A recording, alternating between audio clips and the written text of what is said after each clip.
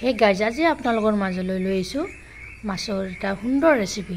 ইয়া সৰু মাছ, মোৱা মাছ আৰু পুঠি মাছ। মাছকেইটা এনেদৰে মই বাছিব লৈ লৈছোঁ। আজি সৰু মাছৰ বনাম, কিহেৰে সৈতে বনাম, কি পদ্ধতিত বনাম চাই থাকিব ভিডিঅ'টো সম্পূৰ্ণভাৱে আৰু স্ক্ৰিপ্ট নকৰাকৈ। প্ৰথমতে মাছকেইটা মই বাছি লওঁ। এতিয়া মই বাছিব ধৰিছোঁ, আগলৈ আহিছোঁ। এতিয়া এয়া মাছকেইটা মই ভালদৰে ধুই পৰিষ্কাৰ কৰি ল'লোঁ। হে গাইজ আজি বনাম চকুৰ দৃষ্টিশক্তি বৃদ্ধি কৰা এবিধ সৰু মাছ। এয়া পুঠি মাছ আৰু মোৱা মাছ লৈ লৈছোঁ। কিহেৰে সৈতে বনাম, ডাঙৰ পিয়াজ দুটা কাটি লৈছোঁ, নহৰু এনেদৰে দুফালকৈ লৈ লৈছোঁ, কেঁচা জলকীয়া লৈ লৈছোঁ। চাই থাকিব ভিডিঅ'টো সম্পূৰ্ণভাৱে আৰু স্ক্ৰিপ্ট নকৰাকৈ। এয়া মাছখিনিত মই নিমখ দিছোঁ অলপ, আৰু হালধি গুড়ি দি দিছোঁ অলপ, আৰু এয়া দিছোঁ জলকীয়া গুড়ি অলপ। এইখিনি সানি ল'ম।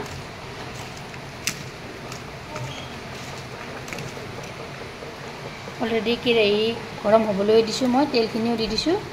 এয়া মাছখিনি মই এতিয়া অলপ অলপ ফ্ৰাই কৰি ল'ম।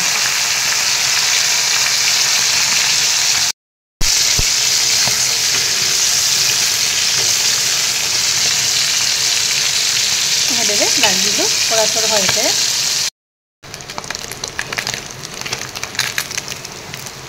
মাছখিনি এয়া ফ্ৰাই হৈ গ'ল। বাচন এখনত কাঢ়ি থৈ দিলোঁ। বাকী সেই একে প্ৰচেছেৰে বাকী মাছখিনিও মই ফ্ৰাই কৰি ল'ম। এয়া মাছখিনি ফ্ৰাই হৈ গ'ল। এতিয়া সেই তেলতে পিঁয়াজখিনি দি দিলোঁ। প্ৰথমতে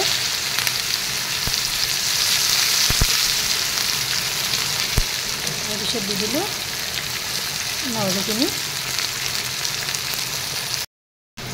জলকীয়াকেইটাও দি দিলোঁ। এইখিনি এনেদৰে এতিয়া কম জুইত ভাজিম, তেতিয়ালৈকে পিঁয়াজখিনি ভালদৰে নৰম হৈ নাযায়।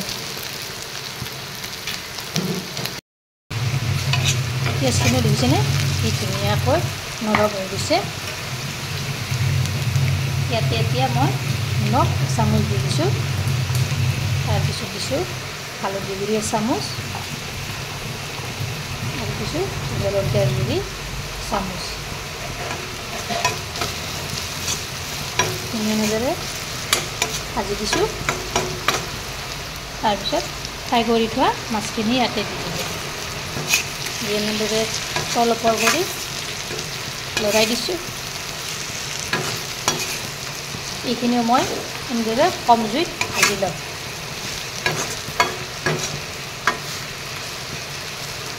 এনেদৰে কম জুইত মই দি থৈ দিম মাছখিনি।